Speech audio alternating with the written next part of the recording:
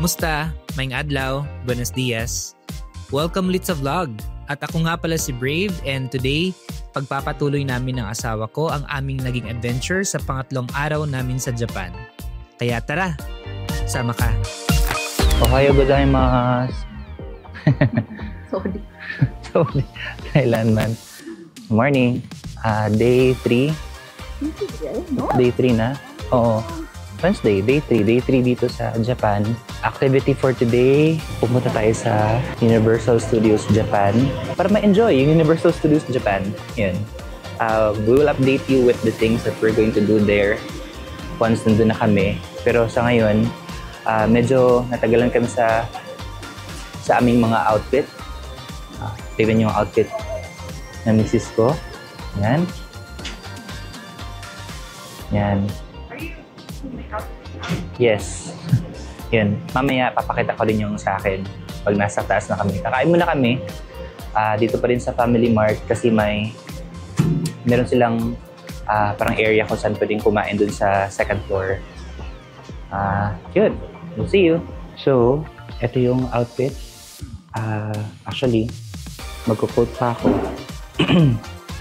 So, nakita nyo si Mrs. Hufflepuff outfit. Hufflepuff outfit siya. Naka-skirt, naka-blazer, and then yung scarf ng Hufflepuff. So ako, kayo nang mag-guess. Sa kulay ko pa lang, alam niyo na kung ano yung house na gusto ko. If ever may totoong Harry Potter na or may Hogwarts na school. And at of course, kung si Mrs. ay may scarf, ako meron din. Yan. Yan siya. Yan. Papunta na kami ngayon sa train station galing Family Mart, and then ready na kami for our first day of school. Last year pa na-receive yung letter, kaya nag-ipon agad kami para maka-attend ng first school. Pero a-attend kami one day lang.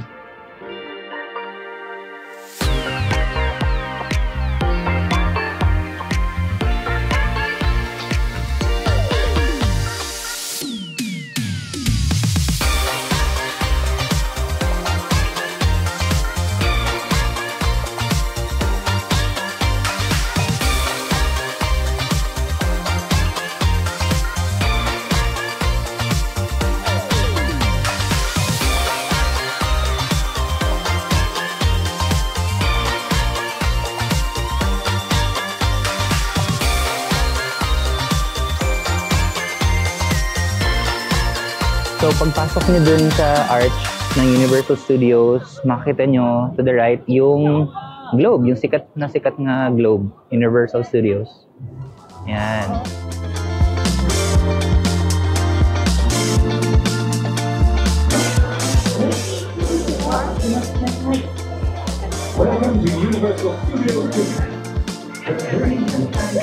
Arigato gozaimasu. Yes.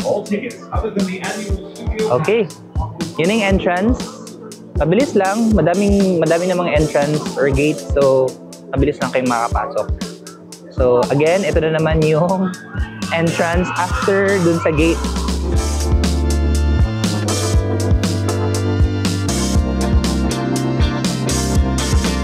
Unang stop namin ngayon is sa Wizarding World.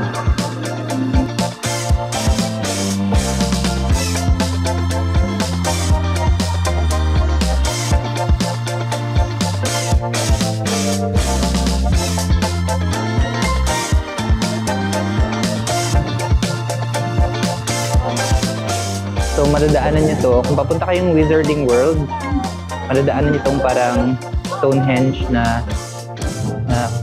small park, small area. Yan.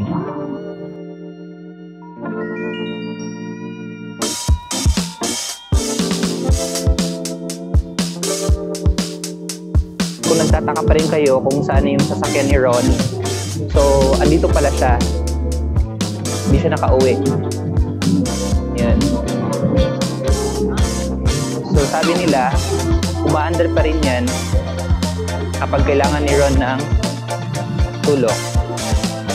And ayan na. And welcome to Hug Me.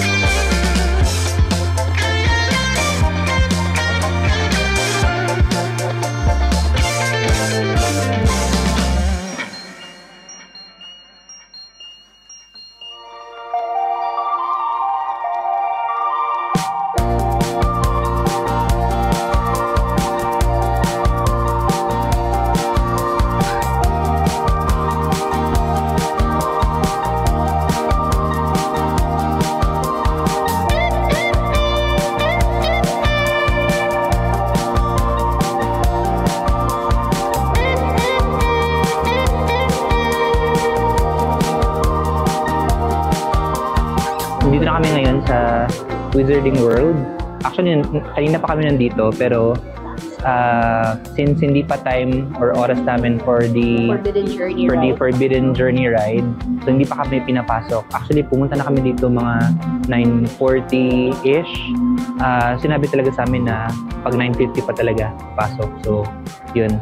Just be aware lang na dapat alam niyo talaga yung time kasi hindi nga talaga kayo papapasukin kapag hindi pa time. Yun.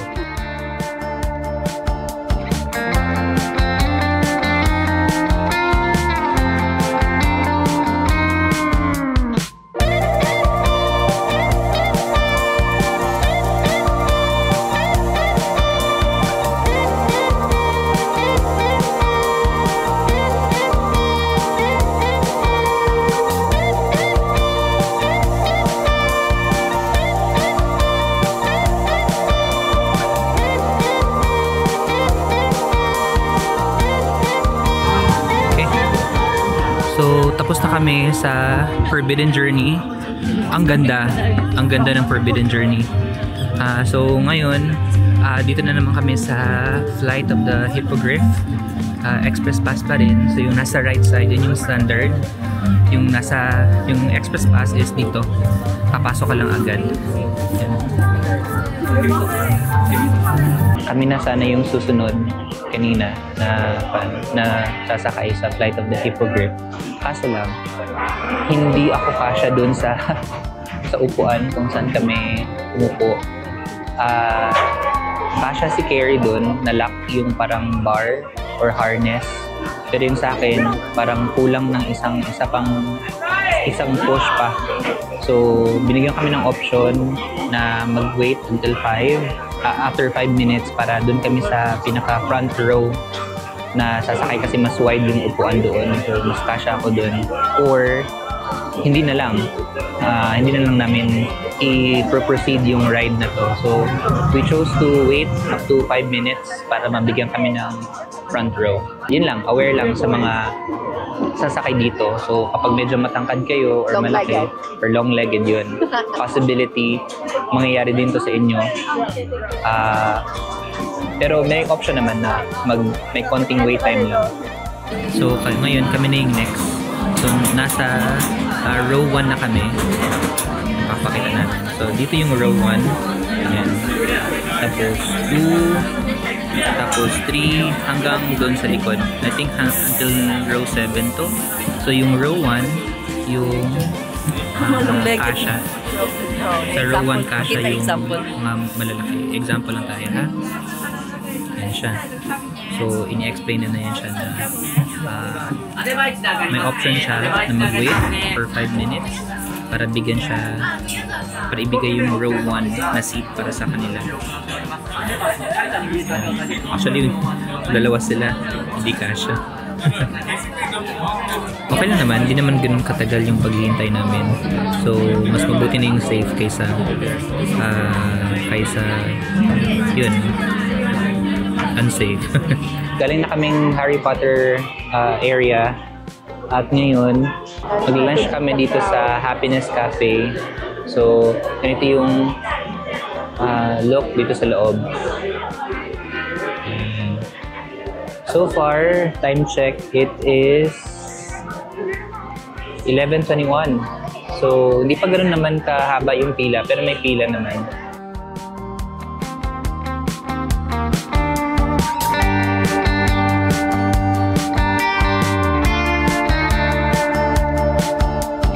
So, ito na yung food namin for today, for lunch. Kinuha namin yung option A. So, ganun siya. Tapos, malaki talaga siya dun sa likod, malawak. So, pagbayad ninyo, bibigyan kayo ng instruction. Meron kayong ticket, may ticket na ibibigay sa inyo. And then, yung ticket na yun, dadalhin nyo sa counter. Kung nakita nyo yung counter na yun, dun nyo ibibigay yung ticket para bibigyan kayo ng pagkain. And then, meron ding mag-guide sa inyo para bigyan kayo ng table. Yun. Kain tayo.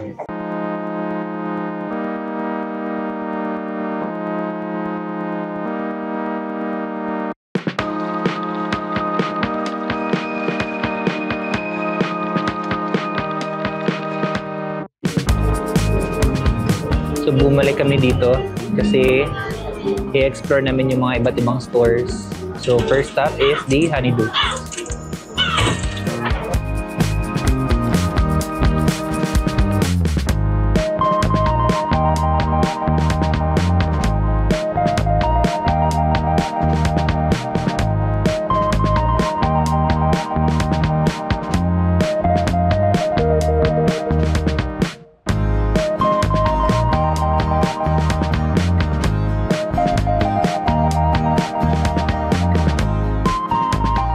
Dito kami ngayon sa bilihan ng mga souvenir. Nakalimutan ko na yung name. Ilalagay ko lang sa screen kung matatandaan ko na. But dito nyo pwede rin kayong bumili dito pala ng mga souvenirs like shirts. Papakita ko yan. Yung mga anik-anik na yan. Sa bag, keychains, from shirts. Yan, from shirts, meron din kayong mga sweater dyan.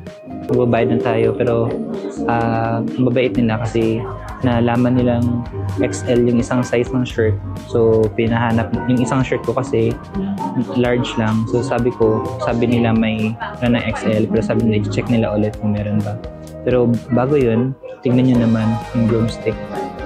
Kung gusto nyo mapabilis yung pagtingin sa trabaho, bili kayo nito. 52,000 yen yung Nimbus, tapos 63,000 yung Firebolt. Yan. Ganda.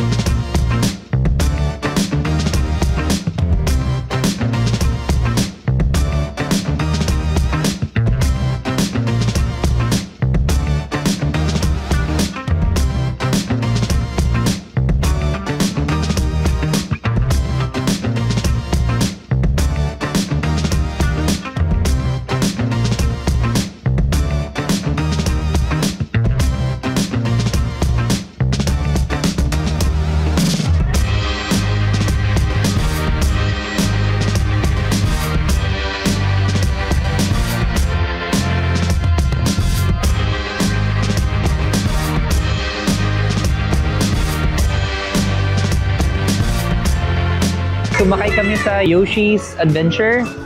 So, sinadya talaga namin to para makuha namin yung itong view.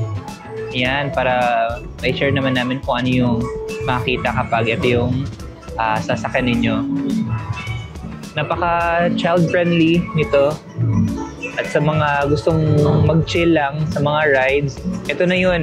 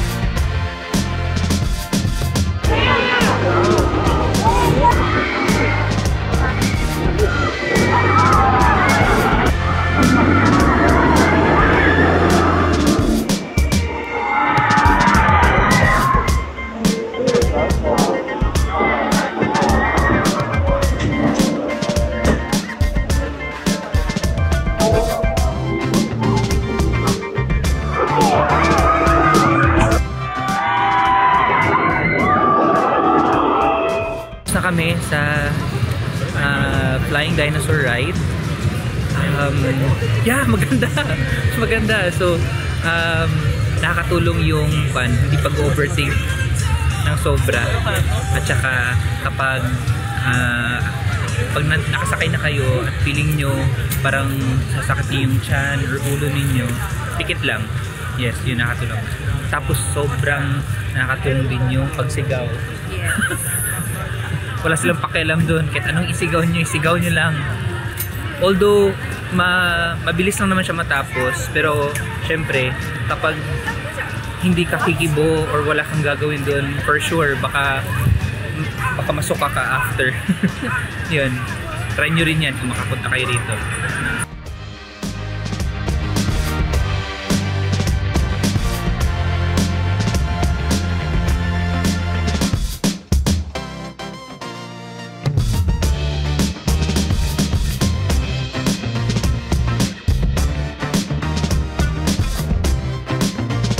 Tinapos na lang talaga namin yung next na ride.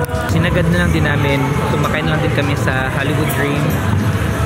Ayan siya. Titignan nyo. Yan. Yan sila. Yan.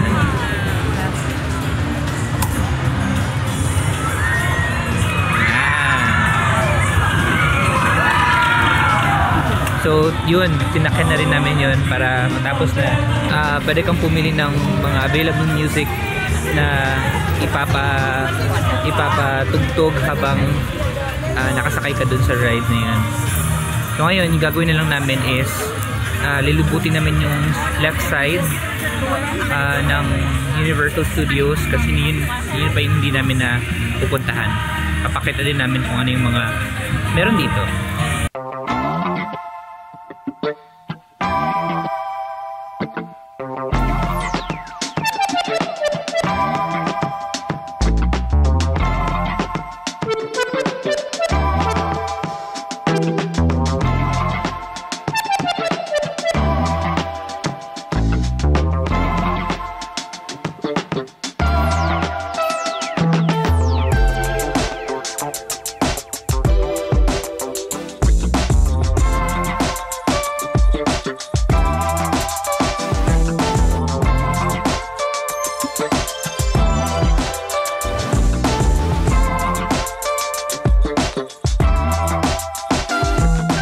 Personally, hindi talaga ako mahilig sa mga theme parks.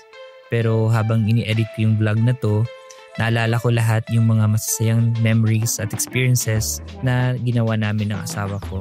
Yung tipong mapapangiti ka na lang bigla dahil sa mga nangyari on and off the camera. Hanggang dito na lang muna. Hindi na kami nakapag-video pa nung pauwi na kami at dinner dahil sa sobrang pagod sa mga rides. Kita na lang ulit tayo sa day 4. See you!